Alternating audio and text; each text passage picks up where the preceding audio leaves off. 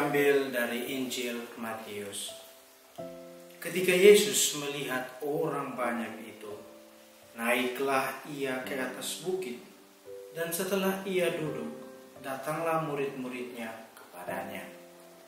Maka Yesus pun mulai berbicara dan mengajar mereka, katanya, "Berbahagialah orang yang miskin di hadapan Allah, karena merekalah yang empunya kerajaan surga. Berbahagialah orang yang berduka cita, karena mereka akan dihibur. Berbahagialah orang yang lemah lembut, karena mereka akan memiliki bumi. Berbahagialah orang yang lapar dan haus akan kebenaran, karena mereka akan dipuaskan.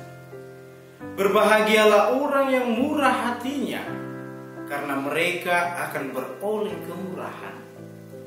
Berbahagialah orang yang suci hatinya, karena mereka akan melihat Allah.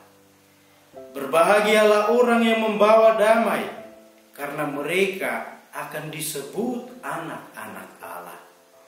Berbahagialah orang yang dianiaya oleh sebab kebenaran, karena merekalah yang empunya kerajaan surga.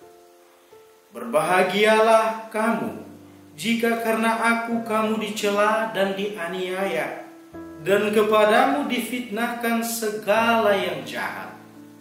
Bersukacitalah dan bergembiralah, karena upahmu besar di surga." Demikianlah sabda Tuhan.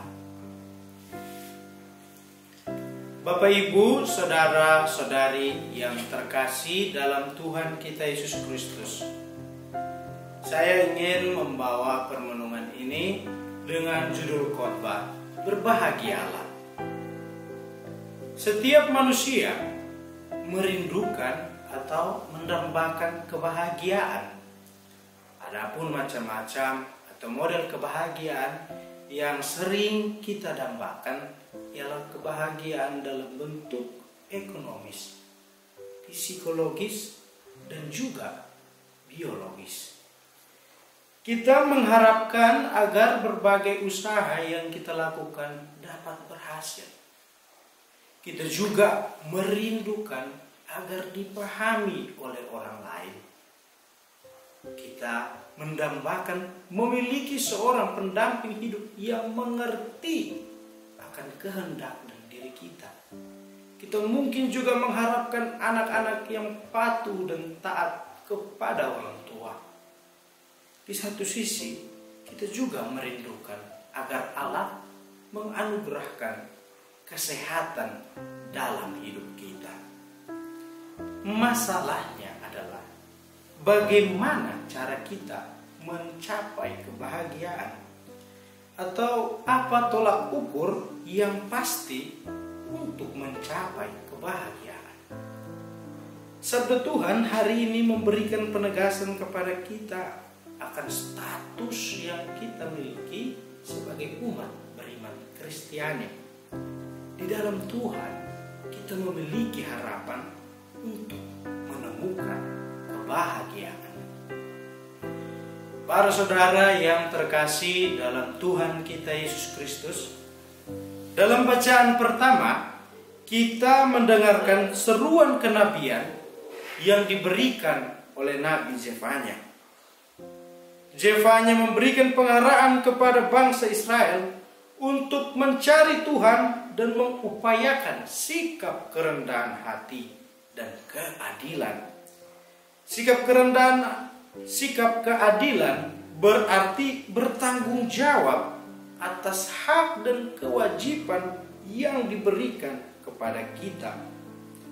Sikap kerendahan hati berarti memberikan kehendak Allah menjadi dasar dalam kehidupan kita. Dalam kedua sikap ini, Allah berkenan menjaga dan melindungi setiap umatnya.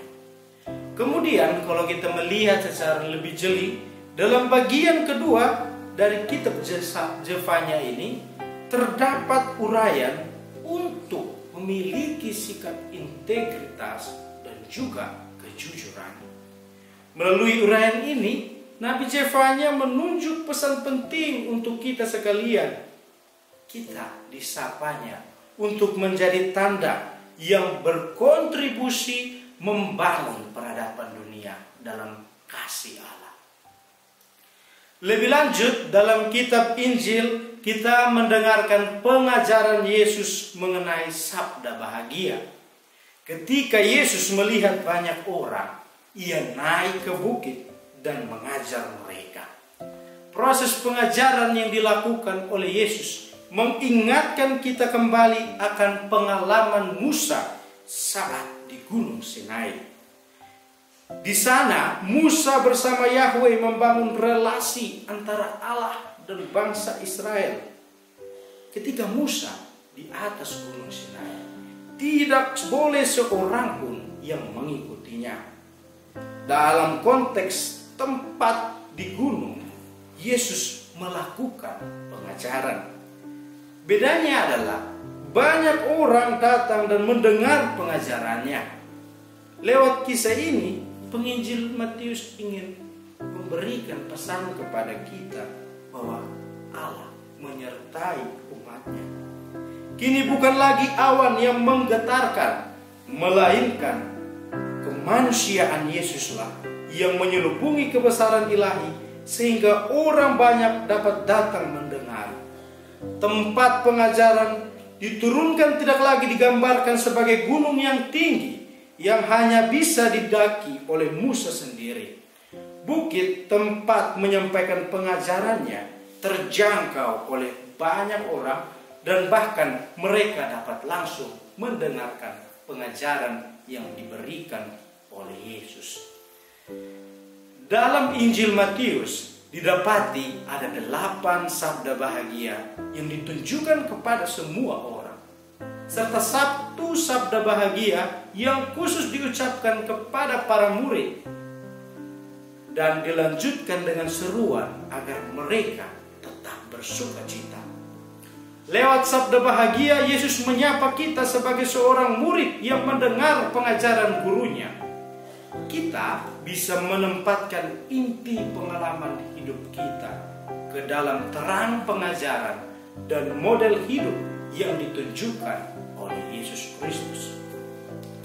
3 sabda bahagia dalam ayat 3-5 menegaskan bahwa orang dapat disebut berbahagia apabila memberikan atau menjadikan Allah sebagai tumpuan dan harapan dalam hidupnya.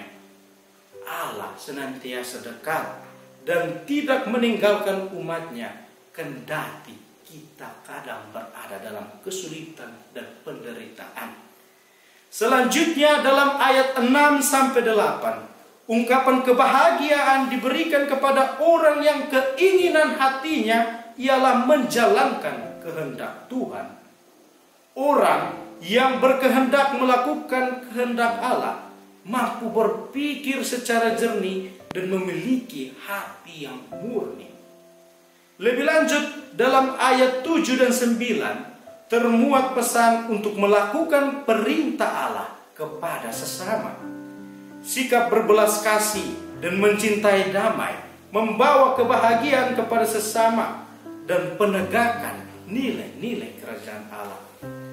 Orang yang membawa damai dan kasih kepada sesama tidak selamanya mendapatkan tanggapan yang positif, melainkan ada kalanya penderitaan, dimusuhi, dan bahkan dibunuh.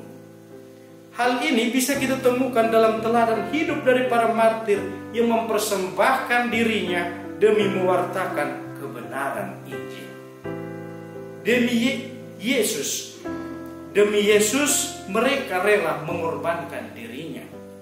Terhadap sikap iman yang demikian, Yesus memberikan pengharapan yang pasti. Jika kita menderita karena mewartakan hal yang benar, maka upahmu besar di surga. Para saudara yang terkasih dalam Tuhan kita Yesus Kristus, Yesus adalah pusat hidup kita. Menjadikan Yesus sebagai pusat hidup berarti juga menempatkan perintah Yesus sebagai kompas atau arah dari perjalanan kehidupan kita. Rasul Paulus dalam surat kepada jemaat di Korintus menegaskan bahwa di dalam Yesus Kristus setiap umat beriman dibenarkan, dikuduskan, dan ditebus. Seruan profetis oleh Rasul Paulus mengingatkan kita untuk menjadikan Allah, mengandalkan Allah, dan meneladani sikap kerendahan hati, belas kasih, dan pengorbanan. Akhirnya, marilah kita menjadikan Tuhan sebagai andalan hidup kita, membawa damai Tuhan kepada setiap orang yang kita jumpai, dan kita teguh berharap bahwa Allah menyertai setiap perjalanan hidup kita.